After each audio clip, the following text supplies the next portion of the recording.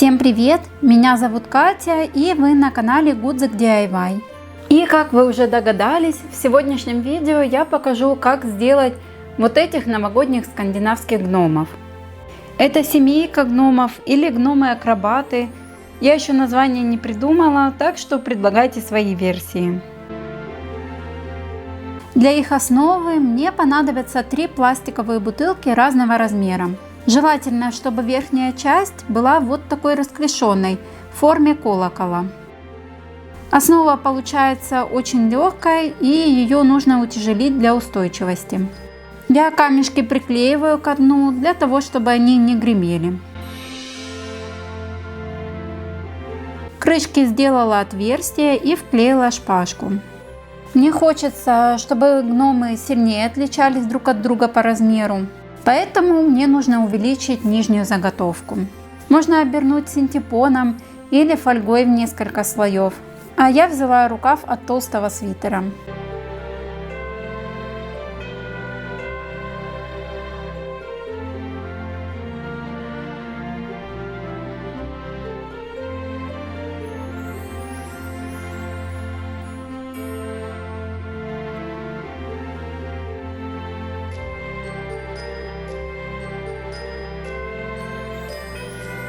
И сверху уже оклеиваю полосатой трикотажной тканью.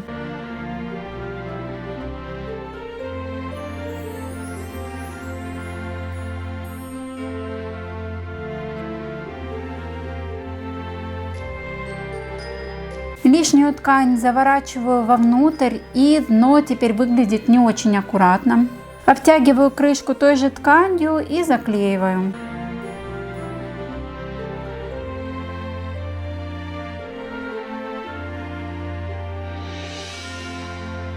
Для носа взяла небольшую пластиковую крышку, приклеила на нее кусочек синтепона и обтянула телесным капроном. Ну а прежде чем его приклеивать, нужно подготовить основу второго гнома.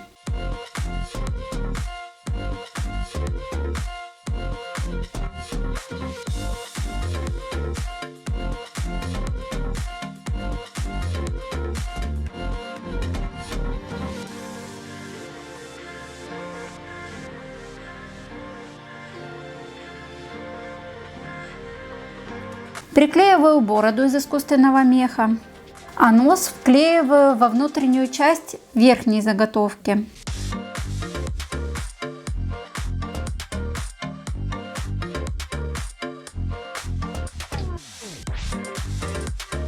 Мне немного не хватило ткани, потому что я использую всякие остатки в этой работе.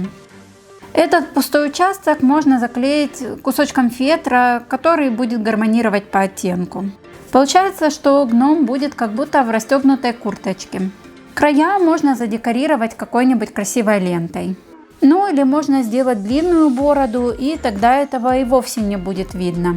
Но я сделаю короткую бороду для того, чтобы не перекрывать нос нижнему гному. Для колпака взяла маленький отрезок мягкого фетра.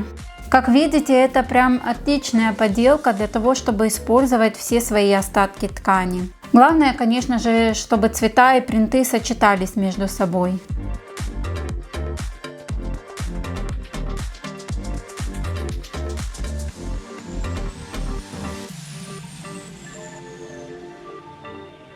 К сожалению, испортила самую маленькую основу. Слишком сильно разогрелся термоклей, и она просто оплавилась. Я обычно периодически выключаю термопистолет, когда работаю с пластиком, а тут что-то увлеклась. Второй такой же подходящей бутылочки у меня не было, а так как я уже запланировала пирамиду из 3 гномов, пришлось искать, чем можно заменить. Нашла только вот такое пенопластовое яйцо. С ним работать, конечно, не так удобно, но я постараюсь. Срезала нижнюю часть заготовки и немного вынула серединку. И чтобы немного увеличить его размер, оклеила 2 слоями ткани. А затем обтянула золотистым капроном.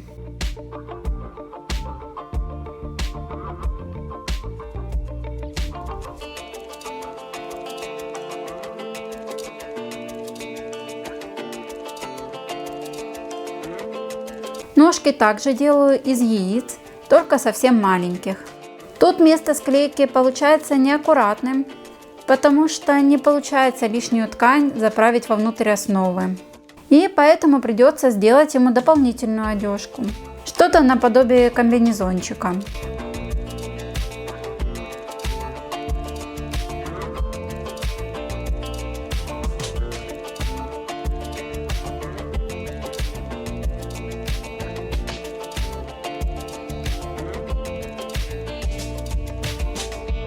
Мне захотелось сделать его бороду другой формы, поэтому низ я подклеила термоклеем.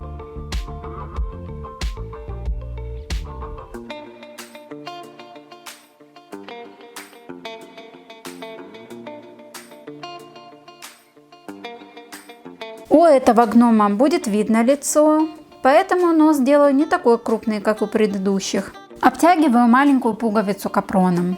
А для головы взяла более крупный комочек синтепона и точно так же его обтянула.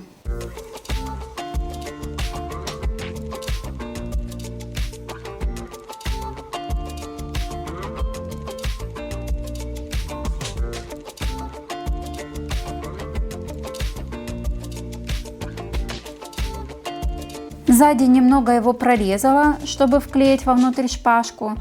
И хорошенько залила срез термоклеем, для того, чтобы не пошла стрелка.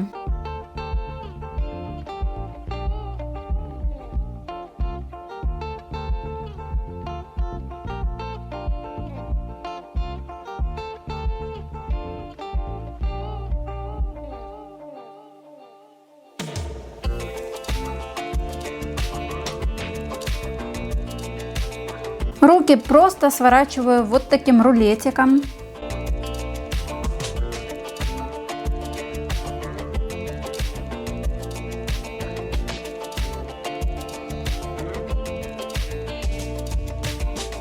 А для ладошек взяла маленькие пенопластовые шарики, или можно взять бусины. Специально оставляю длинную обмотку, чтобы к ней было удобно приклеивать.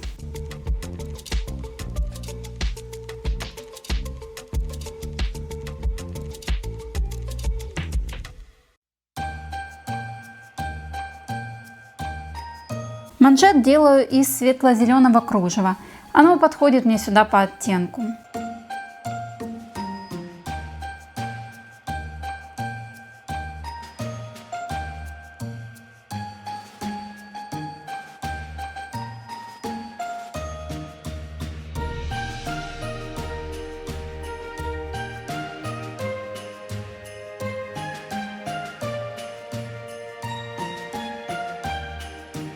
Колпак делаю из большого треугольника.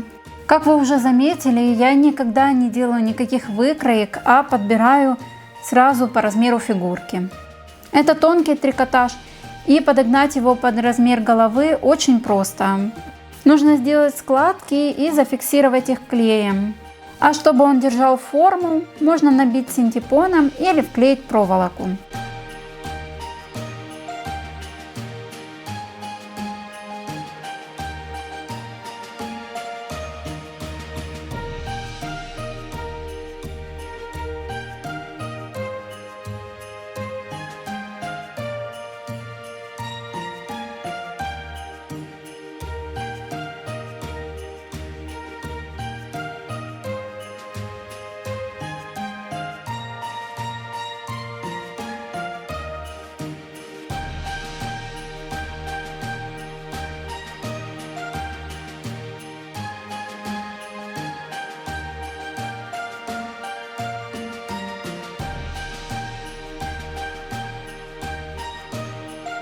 Из красной пряжи сделала помпон.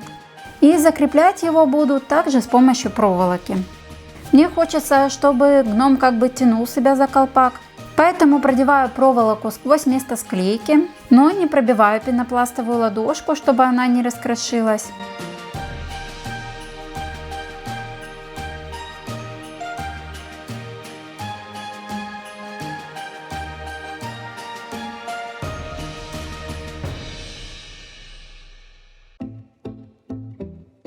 А во вторую руку вклеиваю бантик с маленьким бубенчиком. Для украшения колпака взяла вот такую крупную пуговицу в форме сердечка. Ну а чтобы она выглядела пришитой, а не приклеенной, продела в нее нитку. И дополнила маленькими листьями и тычинками. Верхний гном готов, и возвращаемся к нижним. Делаем руки для них. Я очень часто меняю какие-то детали уже в процессе работы. Изначально я думала, что каждый гном будет держать в руках какой-нибудь предмет, а потом решила, что лучше они будут взаимодействовать между собой.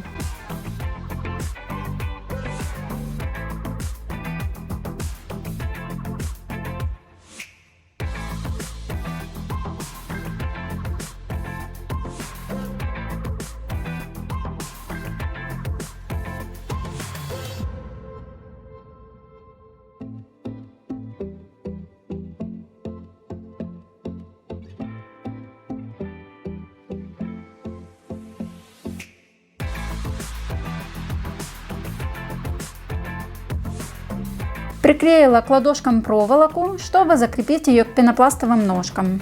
И уже после этого клею руки непосредственно их владельцу. Длину я сделала запасом, поэтому просто подворачиваю лишнее под бороду.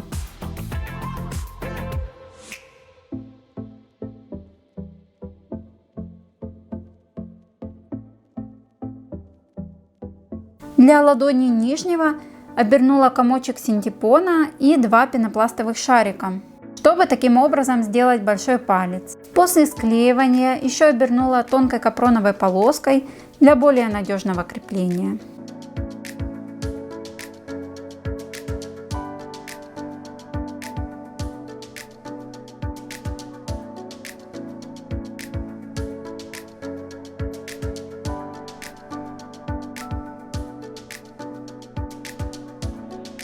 Манжеты сделала из объемного вязаного кружева.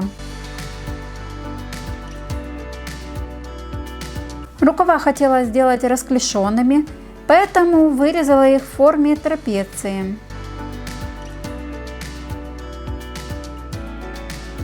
Прежде чем выворачивать ткань, нужно подождать 5-7 минут, чтобы клей хорошо схватился и шов точно не разошелся.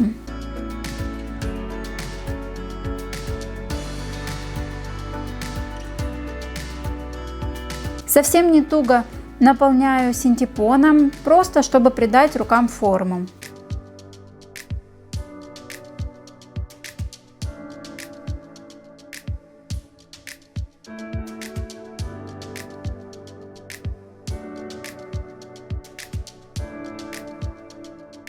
Проволоку прячу под верхнего гнома, так стыка совсем не будет видно и будет выглядеть очень аккуратно. Ладонь также креплю с помощью проволоки и клея. Иначе, если не использовать проволоку и клеить только на клей, понадобится его довольно много, он может где-то выступить и работа будет выглядеть неаккуратно. И в самый последний момент я решила сделать нижнему гному ноги, а то так он выглядит как-то незавершенно. Взяла пробки от шампанского и приклеила их на картонную подошву.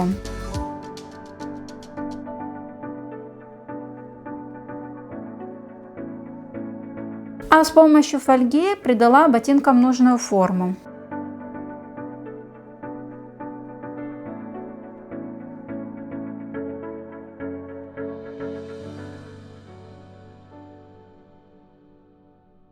Оклеила сначала капроном, чтобы скрыть бугристость фольги. Но если вы будете потом оклеивать плотной тканью, то этот этап можно и пропустить.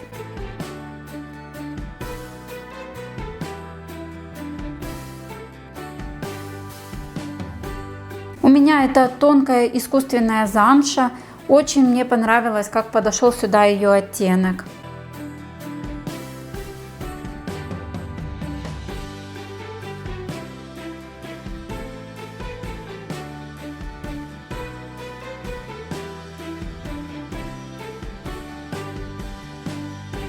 Из толстого фетра вырезала такую же подошву и закрываю ей все вот эти видные подвороты.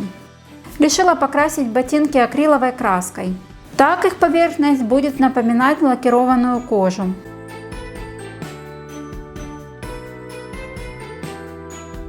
После высыхания краски приклеиваю штанины.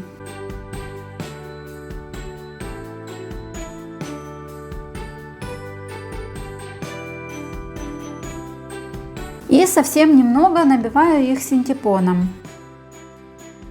А верхние края нужно завернуть вовнутрь. А чтобы не обжечь пальцы, вот так потихоньку затягиваю веревочку по мере остывания клея.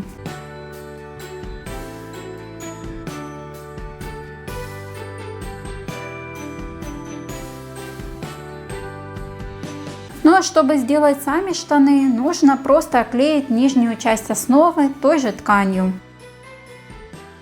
Шов делаю впереди, так как его не будет видно под бородой.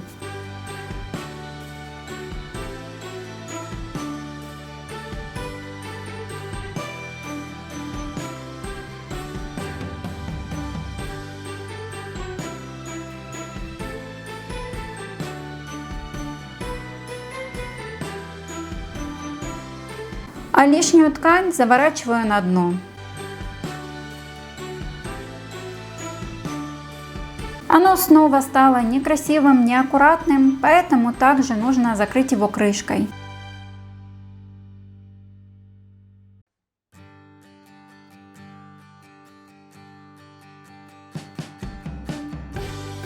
И уже после этого вклеиваю ноги на место.